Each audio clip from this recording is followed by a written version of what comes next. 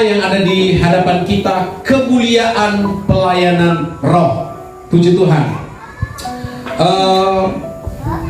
Ngeri-ngeri sedap menurut saya ini tema ini ya, karena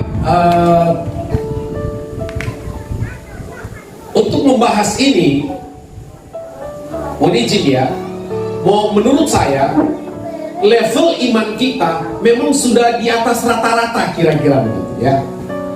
Kalau level iman kita masih seperti kebanyakan orang yang ibadah kadang dan seringkali tidak ibadah. Kalau level iman kita di tingkat perpuluhan seringkali masih ada bolong, kita masih suka sakit hati, masih suka dendam. Mohon maaf, ini tidak utuh saudara. Karena sekali lagi tema ini saya lihat adalah tema untuk orang-orang percaya yang imannya sudah kalau dia tentara itu sudah pamen Pak, sudah pokoknya yang atas kolonel kira-kira begitu ya. Dan saya percaya jemaat-jemaat yang hadir pagi hari ini, jemaat-jemaat Bukit Sion, memang imannya sudah iman yang berkualitas. Tepuk tangan buat Tuhan. Sehingga temanya seperti ini, kemuliaan pelayanan roh. Next. Ya, retreat pasca, ini dia, atau langsung saja ya. Tapi saya coba tes, bisa nggak? Oh boleh, berarti saya pakai ini aja ya. Kita baca sama-sama ya, ayat masnya 2 Korintus 3 ayat 8. 2, 3. Betapa lebih besarnya lagi kemuliaan yang menyertai pelayanan roh. Wow, luar biasa. Saya baca kembali. Betapa lebih besarnya lagi kemuliaan yang menyertai pelayanan roh. Nah, apa maksud ayat ini? Kita lihat pelan-pelan ya, karena saya ada 2 sesi, jadi saya kira cukup waktunya untuk kita coba betul-betul memahami ayat ini. Pertama, saya kira kita perlu cari tahu konteksnya dulu ya. Tinjauan konteks. Nah, secara konteks ini sebetulnya satu kesatuan dari ayat 1 sampai ayatnya yang ke-18. Tapi kebetulan ayat masnya diambil di ayat 8. Tapi ayat 8 ini sekali lagi tidak bisa lepas dari ayat 1 sampai ayatnya yang ke-18. Nanti kita akan lihat semua ayat itu. Nah, secara konteks, Rasul Paulus, penulis surat Korintus, sedang membuat komparasi atau perbandingan antara pelayanan perjanjian lama dan pelayanan perjanjian baru. Itu konteksnya. Rasul Paulus sedang membuat perbandingan antara pelayanan perjanjian lama dan perjanjian baru, di mana perjanjian lama itu tentu punya kemuliaan, ditandai dengan waktu Musa turun dari Gunung Sinai sambil membawa 2 loh batu yang berisi 10 hukum Taurat yang ditulis langsung oleh jari Allah. Waktu itu dikatakan wajah Musa bersinar penuh kemuliaan. Jadi Rasul Paulus mau sampaikan bahwa pelayanan perjanjian lama, khususnya Taurat yang diturunkan Tuhan melalui Nabi Musa, itu juga punya kemuliaan. Tetapi kemuliaan perjanjian lama itu pudar. Tetapi pelayanan perjanjian baru, kemuliaannya itu tidak pernah pudar. Kira-kira begitu ya. Jadi Paulus sedang membuat perbandingan antara pelayanan PL dan pelayanan PB, atau di mana bangsa Israel bangga memiliki kitab PL dengan hukum Tauratnya, dan mereka begitu menjunjung tinggi Nabi Musa sebagai nabi yang menurunkannya. Jadi rupanya bangsa Israel, dan itu sudah mempengaruhi jemaat Korintus, mereka itu bangga dan kagum dengan perjanjian lama, lebih khusus Tauratnya, sehingga mereka juga begitu kagum dengan Nabi Musa yang memang dipakai Tuhan untuk menurunkan Taurat. Ya, selanjutnya masih tinjauan konteks. Nah, pada waktu Nabi Musa turun dari Gunung Sinai dengan membawa 2 loh batu bertuliskan 10 hukum Allah, wajah Nabi Musa bersinar penuh kemuliaan, tapi pada akhirnya pudar. Ya, sementara hukum perjanjian lama yang juga bisa disebut hukum kasih karunia yang dibawa Tuhan Yesus itu bersifat roh dan kemuliaannya tidak akan pudar. Jadi kita melihat dua perbedaan antara hukum Taurat yang dibawa oleh Musa dan hukum kasih karunia yang dibawa oleh Tuhan Yesus. Hukum Taurat yang dibawa oleh Nabi Musa juga punya kemuliaan, tapi sekali lagi kemuliaannya pudar, hilang. Tapi kemuliaan dari pelayanan kasih karunia yang dibawa oleh Tuhan Yesus itu bersifat menetap atau bisa juga disebut kekal. Ya, kira-kira itu konteksnya. Selanjutnya, macet ya. Manual aja, next aja ya.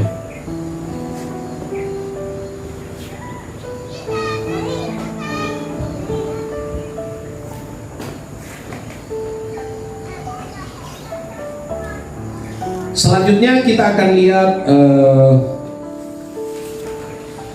lebih dalam tentang pengertian pelayanan roh itu. Macet ya. Kalau macet berarti mungkin di restart atau di close aja dulu ya. Oh ya, ini sudah. Oh tapi ini sudah lewat sebentar ya. Ya, ini tinjauan konteksnya. Nah, mari kita lihat lebih jauh tentang perbedaan pelayanan PL dan pelayanan PB. Lihat ya. Nah, pelayanan PL itu bersifat tertulis. Itu masih ada semua dari ayat 1 sampai ayat 18, 2 Korintus pasal 3 ya. Pelayanan PL itu bersifat tertulis, tapi pelayanan roh itu bersifat roh. Pelayanan PL dalam hal ini hukum Taurat, kemuliaannya pudar. Tetapi pelayanan perjanjian baru atau pelayanan kasih karunia juga bisa berarti pelayanan roh, kemuliaannya menetap. Pelayanan PL khususnya hukum Taurat itu memimpin pada kematian. Tetapi pelayanan roh memimpin pada pembenaran. Saudara, kenapa pelayanan PL dalam hal ini hukum Taurat memimpin pada kematian? Karena begini saudara, ternyata tidak ada satupun manusia di bawah kolong langit ini yang sempurna menjalankan Taurat. Sementara karena hukum Taurat, jadi terpampang jelas apa yang disebut dengan dosa. Sehingga hukum Taurat itu sama dengan mengurung manusia di dalam dosa, sehingga dia tidak mampu keluar dari situ. Makanya ada bagian dari ayat 2 Korintus 3 ini yang mengatakan bahwa pelayanan hukum Taurat itu membawa atau memimpin pada kematian, sementara pelayanan roh memimpin pada pembenaran. Yang berikutnya, pelayanan hukum Taurat, standar kebenaran tidak dapat dipenuhi, sementara pelayanan roh, pembenaran Allah bagi orang berdosa. Saya kira di poin terakhir ini jadi jelas sekali bedanya ya. Standar kebenaran tidak dapat dipenuhi, itu hukum Taurat. Tapi bagaimana di pelayanan roh? Di pelayanan roh justru pembenaran Allah bagi orang berdosa. Kita tidak bisa benar sendiri, tapi ada oknum yang membenarkan kita. Ya, pembenaran itu kan atau dibenarkan itu kan kata kerja pasif ya. Artinya kita tidak berbuat sesuatu. Kalau kita dibenarkan, kita pasif. Ada orang yang aktif yang membenarkan kita. Dan memang kita tidak bisa benar, tapi puji Tuhan, darah Yesus telah membenarkan saya dan saudara. Itu sebabnya hari ini status kita di dalam Tuhan orang-orang benar. Bukan berarti kita sudah tidak pernah salah, bukan berarti kita sudah tidak pernah membuat pelanggaran, berbuat dosa, bukan. Tapi karena memang darah Yesus telah membenarkan kita, dan itu bicara status. Kondisi kita memang seringkali tidak benar. Kondisi kita memang seringkali bikin dosa, bikin pelanggaran. Kondisi kita memang seringkali menyakiti Tuhan. Tapi status kita tetaplah orang benar. Nah, itulah pelayanan roh. Nah, saudara, kesimpulannya adalah begini. Tuntutan hukum Taurat telah dipenuhi Tuhan Yesus melalui penumpahan darah anak domba Allah di kayu salib sekali dan selamanya. Di salib terjadi penghukuman sekaligus pembenaran. Saudara dengar baik ya. Hukum Taurat itu hukum legalitas yang hanya menuntut kamu harus begini, kamu harus begini, kamu harus begini. Itu hukum Taurat, hukum legalitas yang menuntut. Dan seperti saya bilang tadi, bahwa tidak ada orang yang bisa memenuhi tuntutan Taurat itu. Itu sebabnya Tuhan Yesus harus datang ke dalam dunia jadi manusia, karena hanya Tuhan Yesus yang sanggup dan mampu memenuhi tuntutan Taurat itu. Nah, tuntutan Taurat itu Tuhan Yesus penuhi di kayu salib. Jadi kita tidak usah penuhi tuntutan Taurat itu, karena Yesus sudah penuhi tuntutan Taurat itu. Dan tuntutan Taurat itu digenapi oleh Tuhan Yesus sekali untuk selamanya bagi saya dan saudara. Nah, jadi di salib itu terjadi penghukuman, bahwa tuntutan hukum Taurat itu harus dipenuhi, termasuk upah dosa ialah maut harus terlaksana, dan Yesus yang melaksanakan itu, dan olehnya kita mengalami pembenaran. Jadi di salib itu sekaligus terjadi ya pemenuhan tuntutan hukum Taurat dan sekaligus pembenaran. Dan itulah yang Yesus kerjakan di kayu salib. Itu sebabnya hari ini sekali lagi kita statusnya orang-orang benar di dalam Tuhan. Tepuk tangan buat Tuhan. Nah, memang mungkin agak-agak susah diikuti karena ini masih bersifat teori ya. Tapi nanti bagian kedua nanti kita akan lihat hal-hal praktisnya. Tapi paling tidak seperti inilah gambaran umumnya tentang apa yang ada di dalam 2 Korintus pasal 3 ayat 8. Nah, sekarang kita lihat lebih jauh tentang macet lagi ya. Dari manual aja boleh.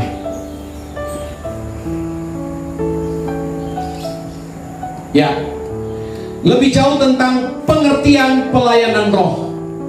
Ada 8 poin. Nah, saya percepat, nanti di poin ke-8 baru saya agak lama di situ. Pengertian pelayanan roh. Yang pertama, pelayanan roh adalah pelayanan yang bersumber pada Roh Kudus. Itu ada di ayat 3. Saya baca ya. Karena telah ternyata bahwa 2 Korintus 3 ayat 3.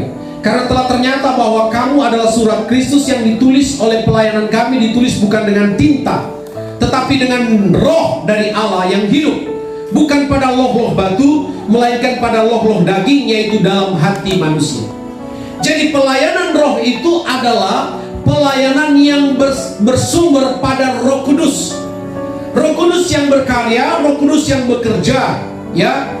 Jadi memang betul ada orang yang datang injili kita. Memang betul ada gembala yang menggembalakan kita. Tetapi lebih daripada itu, semua digerakkan oleh Roh Kudus. Itu maksudnya pelayanan roh, bahwa semua digerakkan oleh Roh Kudus. Dan kita semua tahu bahwa gereja itu kan menurut saya dimulai dari Kisah Para Rasul pasal 2. Meskipun ada juga yang melihat gereja itu sudah ada di Perjanjian Lama. Tapi kalau kita firm bahwa gereja itu adalah orang-orang yang ditebus oleh darah Yesus, gereja itu berarti muncul secara empiris itu mulai dari Kisah Para Rasul pasal 2, ketika Roh Kudus dicurahkan. Jadi gereja tidak mungkin bergerak tanpa Roh Kudus. Nah, gereja dimulai ketika Roh Kudus dicurahkan di hari Pentakosta, Kisah Rasul pasal 2. Jadi memang ada manusia-manusia yang terlibat di dalamnya, tapi kita harus yakini Roh Kudus yang menggerakkan, Roh Kudus yang berkarya. Termasuk saya percaya Bapak Gembala punya ide buat retreat, memang ada unsur manusia di situ. Tapi saya sungguh meyakini sebagaimana pelayanan roh, itu Roh Kudus yang menggerakkan. Itu Roh Kudus yang memberi ide, itu Roh Kudus yang memberikan inspirasi sehingga kita terkumpul di sini hari ini. Haleluya, haleluya. Yang kedua, pelayanan roh itu adalah pelayanan yang mengandalkan kekuatan Allah. Lihat ini, ayat 5, 2 Korintus 3 ayat 5. Dengan diri kami sendiri kami tidak sanggup untuk memperhitungkan sesuatu seolah-olah pekerjaan kami sendiri. Tidak. kesanggupan kami adalah pekerjaan Allah. Ya, itulah pelayanan roh. Pelayanan yang mengandalkan kekuatan Allah. Tentu kita boleh belajar, dan silakan belajar.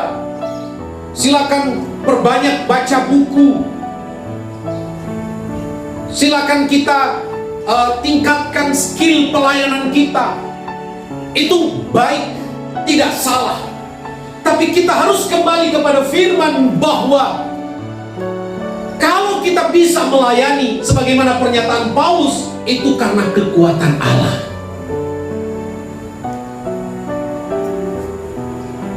GPD Bukit Sion ada karena kekuatan Allah.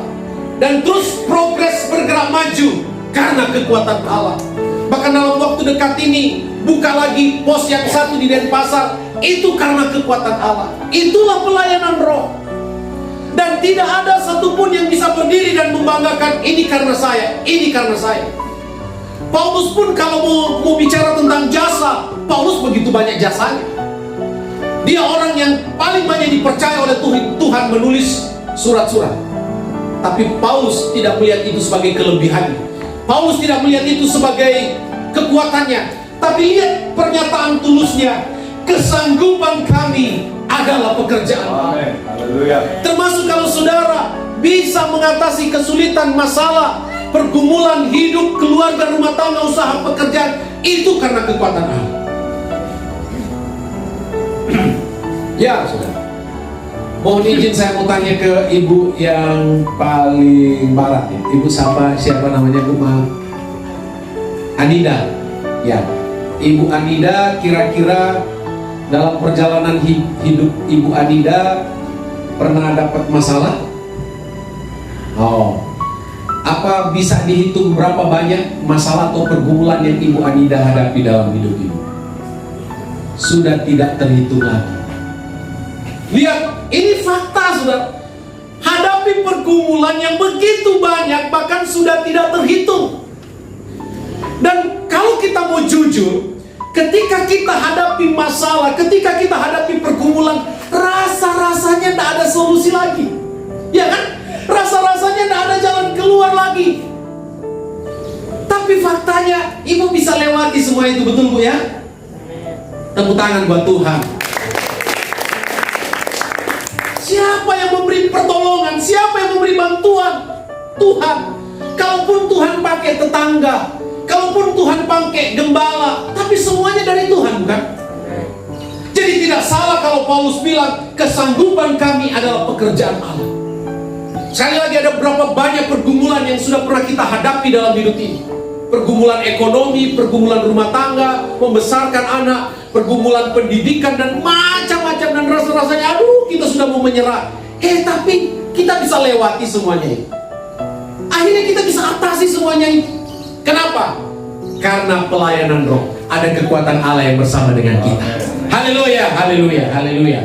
Yang ketiga, pelayanan roh itu adalah pelayanan yang menghidupkan.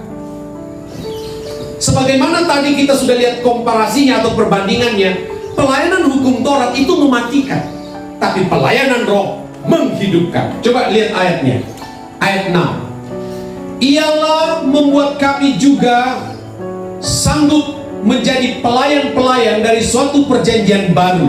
Ya, pelayanan perjanjian baru sama dengan pelayanan kasih karunia, sama juga dengan pelayanan roh. Yang tidak terdiri dari hukum yang tertulis. Hukum yang tertulis ini yang pelayanan hukum Taurat, tetapi dari roh. Sebab hukum yang tertulis itu hukum Taurat, maksudnya mematikan, tetapi roh menghidupkan. Wow, ini luar biasa Bapak Ibu.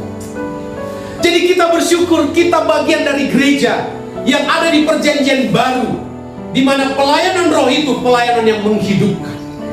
Iya. Wow, kalau kita ada di masa perjanjian lama, waduh, kasihan banget hidup kita. Tapi oleh kebaikan Tuhan, memang Tuhan sudah pilih kita sebelum dunia dijadikan, dihadirkan di dunia ini menjadi bagian gereja dan mengalami yang namanya pelayanan yang menghidupkan. Ini luar biasa Bapak Ibu Saudara sekalian. Dan memang Pelayanan roh itu pelayanan yang menghidupkan. Dan itu dimulai dari salib juga. Kalau kita kembali kepada Paskah, dimulai dari salib. Saudara tahu, ada yang namanya pelayanan substitution. Ya, pelayanan substitution itu artinya pelayanan penggantian. Seperti apa pelayanan penggantian itu? Begini saudara, Yesus tinggalkan posisi dia ambil posisi kita supaya kita mendapatkan posisi dia. Itu pelayanan substitution atau penggantian. Yesus tinggalkan posisinya, dia ambil posisi kita supaya kita mendapatkan posisinya dia. Contoh, Yesus itu kaya, tapi telah merelakan dirinya jadi miskin supaya kita yang miskin jadi kaya. Itu substitution, itu penggantian. Nah, Yesus itu sang kehidupan. Dia pencipta kehidupan, bahkan dia adalah sang kehidupan itu sendiri. Yesus bilang, akulah jalan, kebenaran, dan hidup.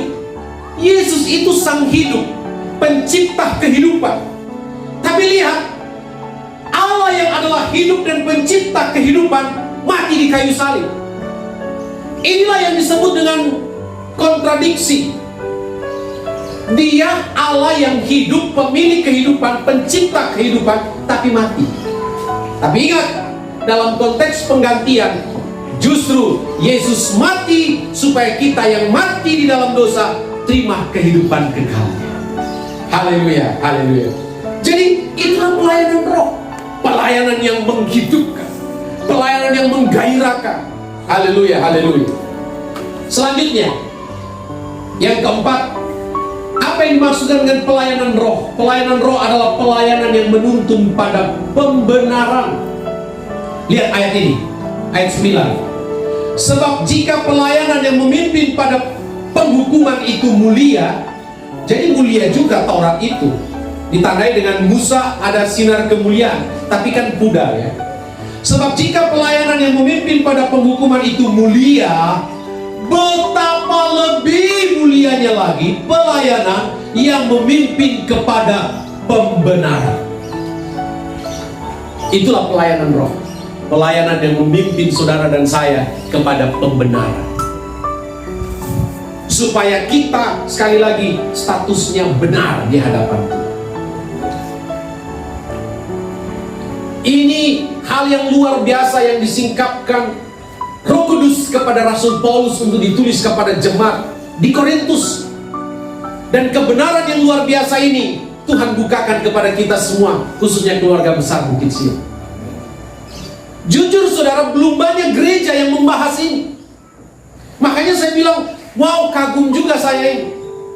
Dari retreat ini muncul tema kemuliaan pelayanan roh. Karena ini tidak main-main.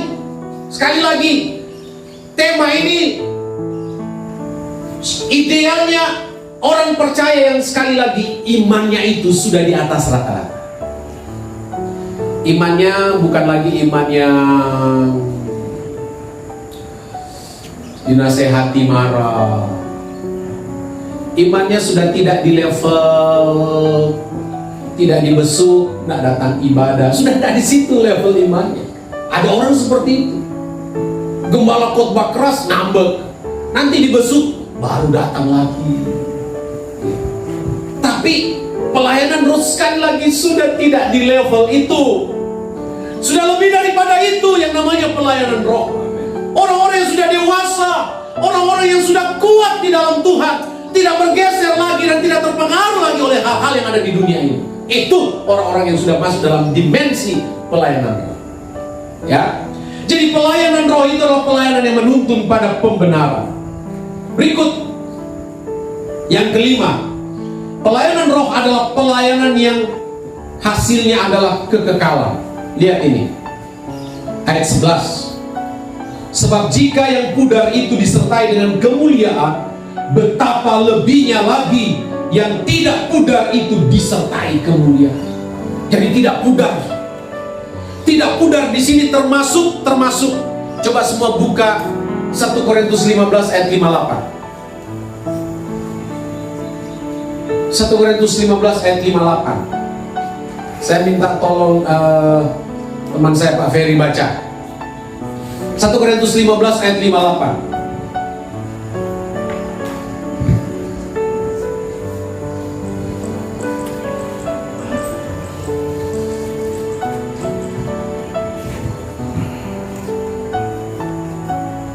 Begini firman Tuhan, karena itu saudara-saudaraku yang kekasih, berdirilah teguh, jangan goyah, dan giatlah selalu dalam pekerjaan Tuhan.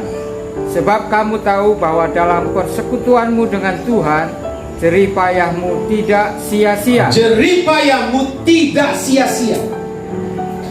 Saudara, ini penting. Kenapa? Kalau saudara baca Pengkhotbah pasal 1 ayat 1, ayat 3 dan ayat 14, penulisnya bilang bahwa segala sesuatu yang ada di kolong langit ini adalah kesia-siaan. Salomo bilang begitu. Semua adalah kesia-siaan. Tapi saya suka bilang begini, mohon maaf Om Salomo, ya memang semua kesia-siaan, tapi itu ketika Tuhan Yesus belum datang, ketika Tuhan Yesus belum mati dan bangkit. Tetapi setelah Yesus mati dan bangkit, karena kalau saudara baca konteks itu 1 Korintus 15, itu bicara tentang kebangkitan. Jadi setelah Yesus mati, apatah lagi setelah Yesus bangkit dari kematian, maka apa yang kita lakukan di dalam Tuhan tidak sia-sia. Semuanya diperhitungkan, semuanya dicatat dengan rapi. Itu maksudnya 1 Korintus 15 ayat 58, bahwa persekutuan kita dengan Tuhan, termasuk pelayanan kita, tidak sia-sia. Termasuk korban-korban kita untuk pekerjaan Tuhan. Ketika kita memasukkan uang kita di kantong kolektor, ketika kita datang membawa persembahan persepuluhan kita, ketika kita membantu pembangunan atau apapun itu yang sifatnya pelayanan, tidak sia-sia. Semuanya dihitung oleh Tuhan Bapak. Ya, jadi di situ juga pengembangan dari tidak pudar. Jadi pelayanan roh itu adalah pelayanan yang tidak pudar. Hasilnya menetap, hasilnya untuk kekekalan. Ketika saudara berdoa hari ini, hasilnya untuk kekekalan. Meskipun kita juga bisa lihat dari hasil. Tahu tidak saudara bahwa hari demi hari dalam hidup kita itu sebetulnya adalah hasil doa kita. Jadi ketika kita berdoa, kita lihat jawaban. Kita berdoa, kita lihat jawaban. Tapi ada yang lebih daripada itu, bahwa doa kita nilainya kekekalan. Pujian penyembahan kita nilainya kekekalan atau tidak pudar. Itulah dahsyatnya pelayanan roh. Pelayanan yang tidak akan pernah pudar. Haleluya. Selanjutnya 6. Pelayanan roh adalah pelayanan yang dimulai dan dibangun oleh Tuhan Yesus sendiri. Lihat ini ya, ayat 14. Tetapi pikiran mereka telah menjadi tumpul, sebab sampai pada hari ini selubung itu masih tetap menyelubungi mereka, jika mereka membaca perjanjian lama itu tanpa disingkapkan. Karena hanya Kristus saja yang dapat menyingkapkannya. Jadi apa itu pelayanan roh? Pelayanan roh adalah pelayanan yang dimulai oleh Tuhan Yesus. Karena memang Musa membawa hukum Taurat, Yesus membawa kasih karunia. Mari kita lihat lebih jauh itu di Yohanes pasal 1 ayat 15-17. Perhatikan ini ya, saya baca buat kita. Yohanes memberi kesaksian tentang dia, tentang Yesus, dan berseru katanya, inilah dia yang kumaksudkan ketika aku berkata, kemudian daripadaku akan datang dia yang telah mendahului aku, sebab dia telah ada sebelum aku. Karena dari kepenuhannya kita semua telah menerima kasih karunia demi kasih karunia. Ayat 17. Sebab hukum Taurat diberikan oleh Musa, tetapi kasih karunia dan kebenaran datang oleh Yesus Kristus. Tepuk tangan buat Tuhan. Haleluya, haleluya, haleluya. Selanjutnya yang ketujuh, pelayanan roh adalah pelayanan yang memerdekakan. Lihat ini, ayat 17. Sebab Tuhan adalah roh, dan di mana ada roh Allah, di situ ada kemerdekaan. Coba semua bilang kemerdekaan.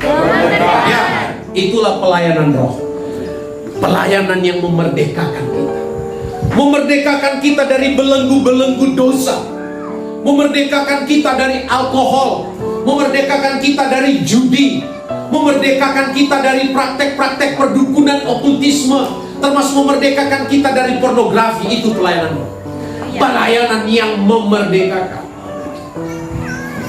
Nah, ini juga kembali saudara. Makanya saya bilang bahwa tema ini untuk orang-orang yang sudah dewasa.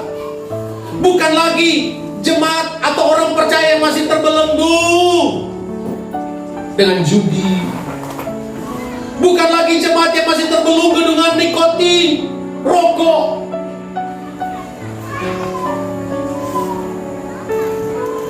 Ada di Manado saudara, seorang pemuda datang kepada pendetanya, tanya, "Pak Pendeta, di sorga ada rokok enggak?" Pun kaget pendetanya.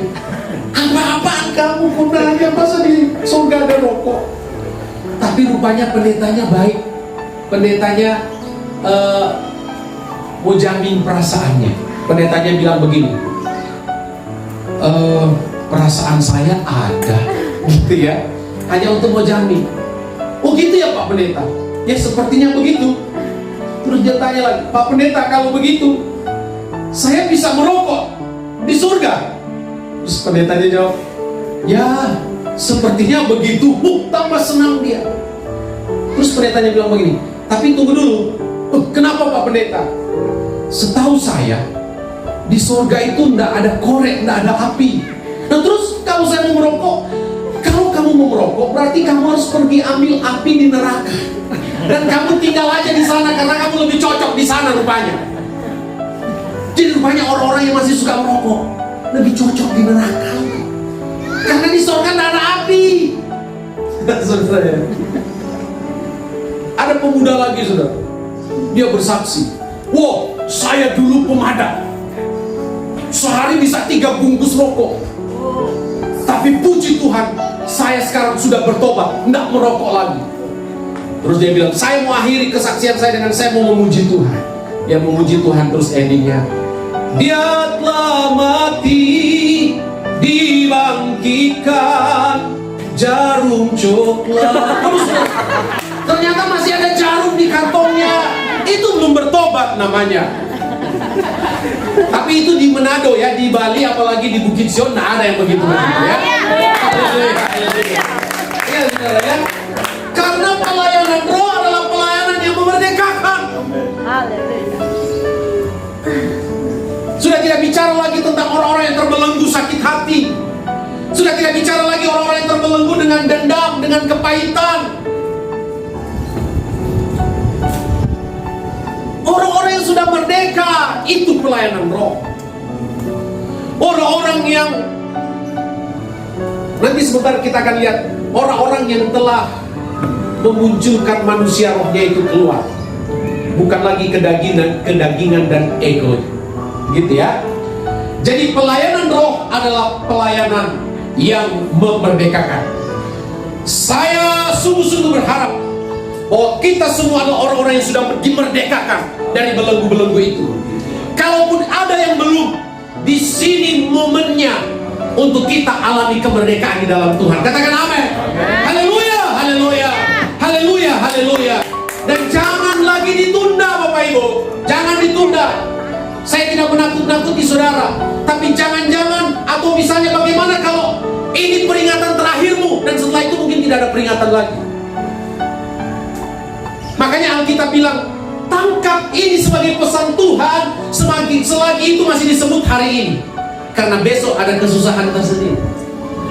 Jadi kalaupun ada di antara kita yang mungkin masih terikat, terbelenggu hal-hal yang di luar kehendak Tuhan, momen ini dan acara ini, acara yang pas untuk kita alami kemerdekaan di dalam Tuhan. Tepuk tangan buat Tuhan. Haleluya, haleluya. Yang kedelapan, dan ini poin terakhir untuk apa yang dimaksudkan dengan pelayanan roh. Ini dia. Pelayanan roh adalah pelayanan yang mengembalikan manusia pada rancangan Allah yang semula. Apa rancangan Allah semula? Nanti kita akan lihat, tapi kita lihat dulu. Kan kalau saudara baca itu 2 Korintus pasal 3 kan ada satu perikop itu ada 18 ayat ya. Ayat 1 sampai ayat yang ke-18. Nah, kita baca sama-sama ayat 18 ini. 2 3. Dan kita semua mencerminkan kemuliaan Tuhan dengan muka yang tidak berselubung. Dan karena kemuliaan itu datangnya dari Tuhan yang adalah roh, maka kita diubah menjadi serupa dengan gambarnya dalam kemuliaan yang semakin besar. Haleluya, haleluya. Ya, inilah yang disebut dengan pelayanan roh. Pelayanan yang mengembalikan kita pada citra Allah. Pelayanan yang mengembalikan kita kepada blueprintnya Allah. Makanya saudara lihat di sini ada, maka kita diubah menjadi serupa dengan siapa ini? Gambarnya. Mari kita lihat manusia itu sejak awal. Ini ya. Perencanaan penciptaan manusia. Kejadian 1:26. Di situ dikatakan begini. Baiklah kita menciptakan manusia menurut gambar dan rupa kita. Ya, itu bunyi Kejadian 1 ayat 26. Itu bicara tentang ide Allah, itu bicara tentang rencana Allah untuk membentuk manusia. Sekali lagi Allah bilang, baiklah kita menciptakan manusia menurut gambar dan rupa kita. Kenapa kita? Saudara, kalau Manado, kita itu tunggal. Tapi bahasa Indonesia yang benar, kita itu jamak. Nah, kenapa Kejadian 1 ayat 6 bilang, baiklah kita menciptakan manusia menurut gambar dan rupa kita. Inilah yang kita kenal dengan Trinitas. Di dalamnya ada Bapa, Anak, dan Roh Kudus. Nah, sekali lagi ini di tataran perencanaan. Jadi inilah blueprint Allah untuk manusia, bahwa manusia diciptakan segambar dan serupa Allah. Bahasa Latinnya manusia itu imago Dei, sama dengan Allah, segambar dan serupa. Lalu proses penciptaan, Kejadian pasal 2 dikatakan begini, saudara. Allah mengambil debu tanah dan membentuk manusia. Manusia pertama itu adalah Adam. Setelah manusia itu terbentuk, dia masih berupa patung. Lalu di ayat 7 dikatakan Allah menghembuskan nafasnya, dan Alkitab bilang tiba-tiba menjadi manusia yang hidup, yang disebut Adam.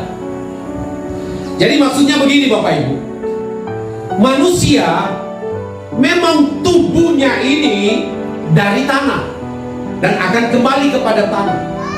Tetapi jangan lupa, di dalam kita ada unsur yang lain selain daging ini, yaitu unsur roh dan jiwa. Dan roh dan jiwa itu dari Tuhan. Jadi sebetulnya manusia itu ilahi. Kenapa manusia itu ilahi? Karena memang kita menjadi hidup dari nafas Allah. Itu kata Kejadian 2 ayat 7.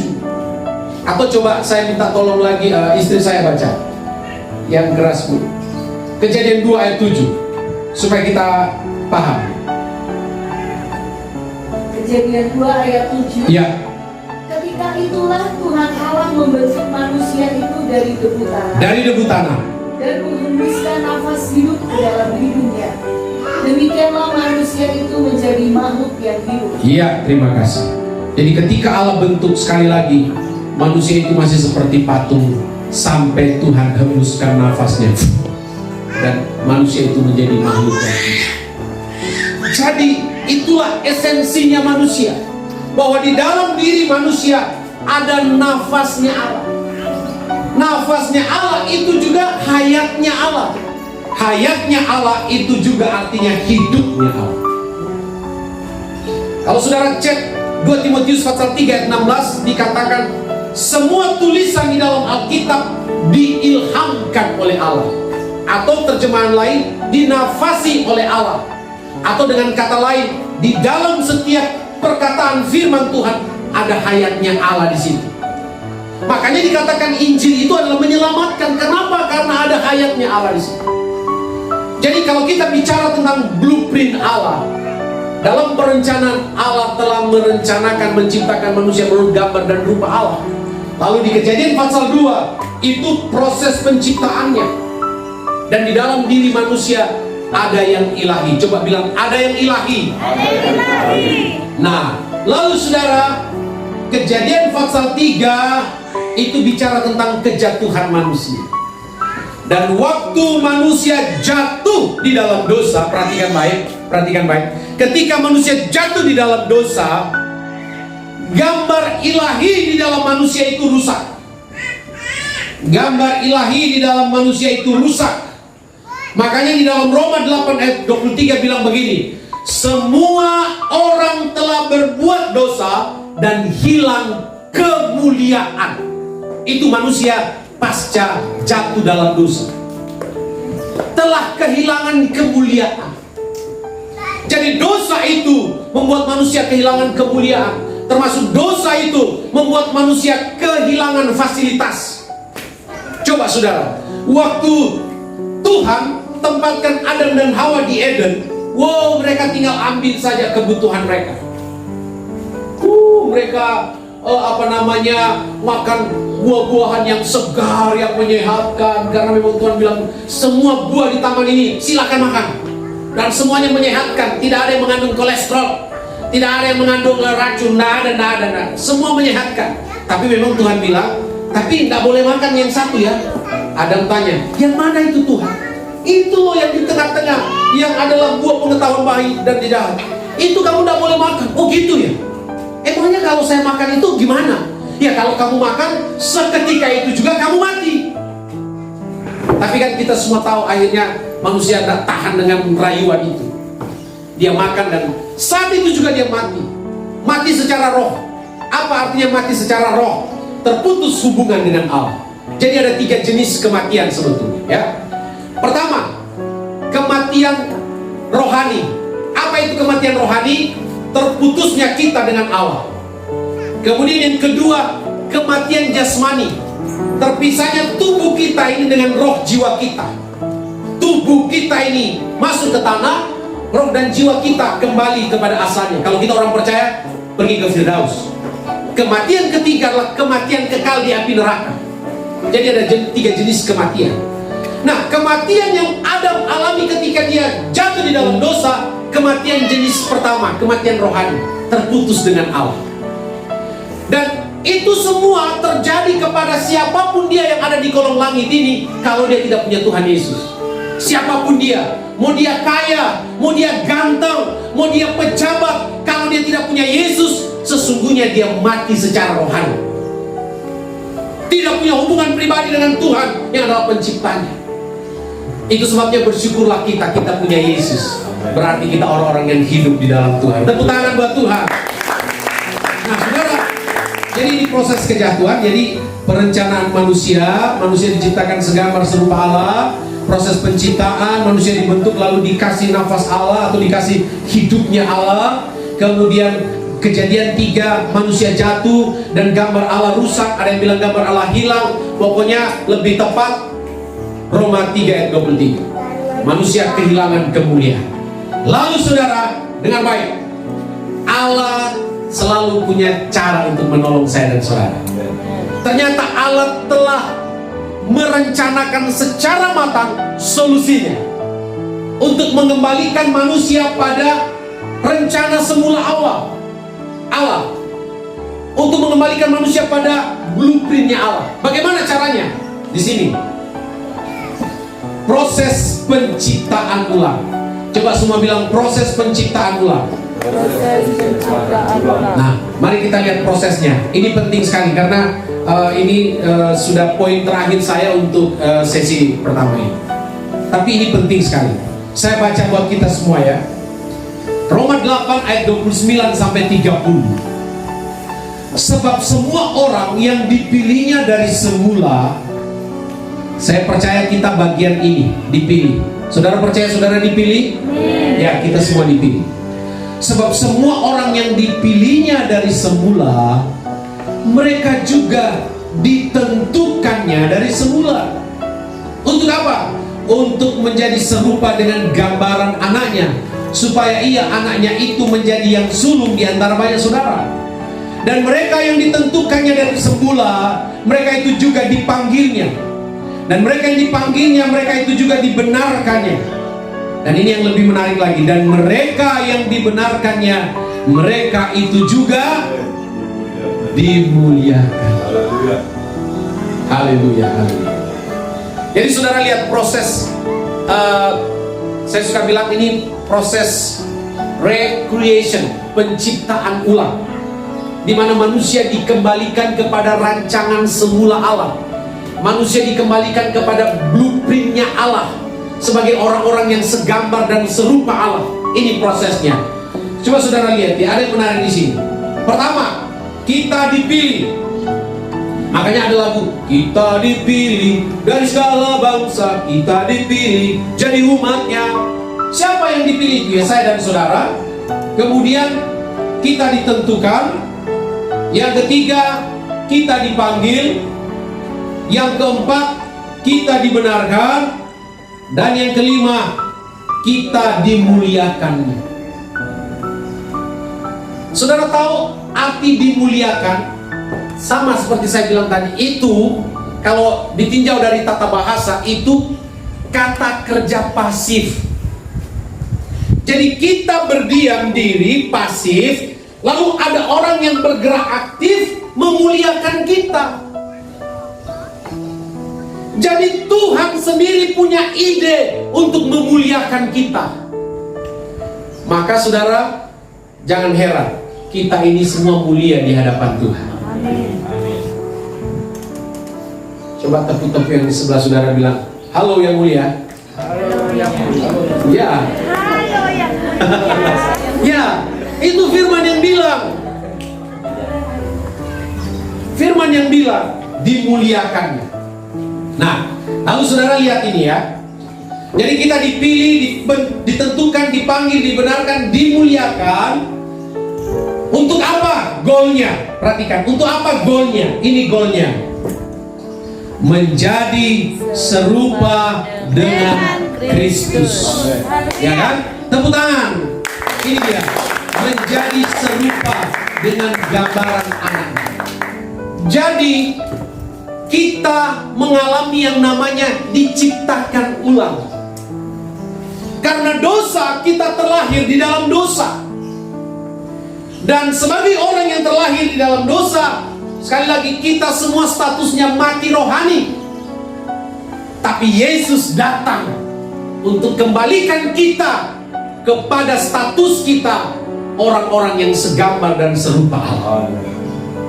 Haleluya, haleluya. Itulah yang dimaksudkan oleh pelayanan roh itu. Mengembalikan kita kepada citra Allah, mengembalikan kita kepada rancangan awal Allah untuk kita, ya. Jadi menjadi serupa dengan Kristus.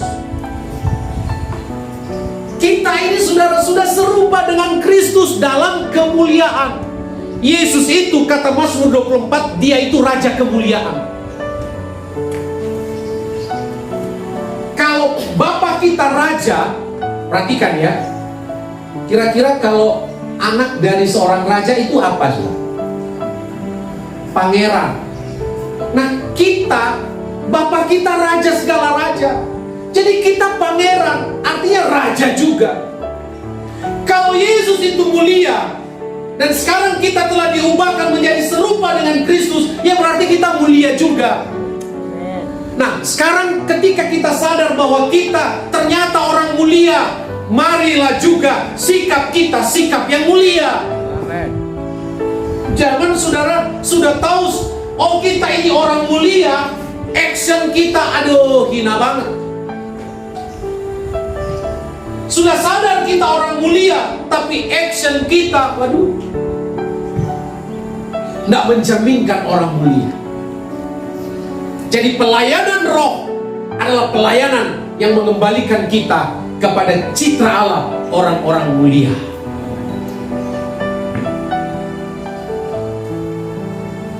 Bahkan ada yang menarik di sini saudara ya. Ada yang lebih menarik. Coba saudara perhatikan ini ya.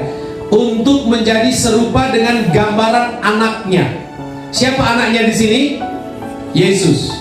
Perhatikan ini ya. Supaya ia, Yesus, menjadi apa saudara?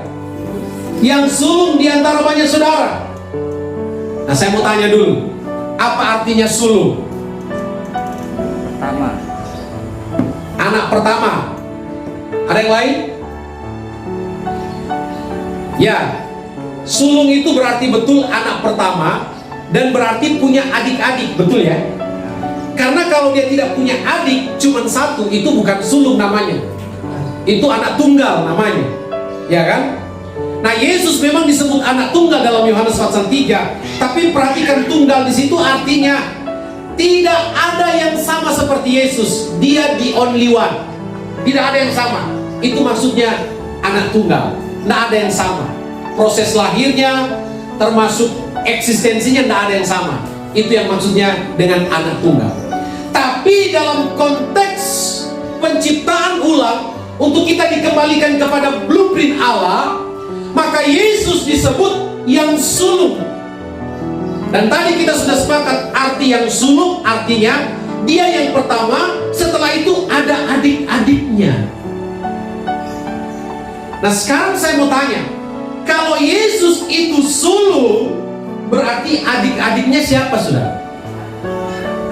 Adik-adiknya siapa? Ya, kita orang percaya. Jadi Yesus itu abang kita. Dia Alkitab yang bilang kakak kita. Makanya DNA-nya Yesus sama dengan DNA-nya kita, orang-orang ilahi, karena Yesus brother kita. Itu kebenaran yang harus kita tangkap siang hari. Tepuk tangan buat Tuhan. Jadi saudara, itulah yang dimaksudkan dengan pelayanan roh, di mana kita dikembalikan kepada citra manusia yang sesungguhnya, yaitu segambar dan serupa Allah. Jadi you adalah segambar dan serupa Allah. Jangan lagi engkau memandang dirimu hina. Jangan lagi engkau memandang dirimu banyak kekurangan. Karena siapapun engkau diciptakan segambar dan serupa Allah. Amen. Dan Allah memakai engkau untuk memuliakan Dia. Haleluya, haleluya, haleluya. Jadi beraktif atau action lah sebagaimana status kita orang benar.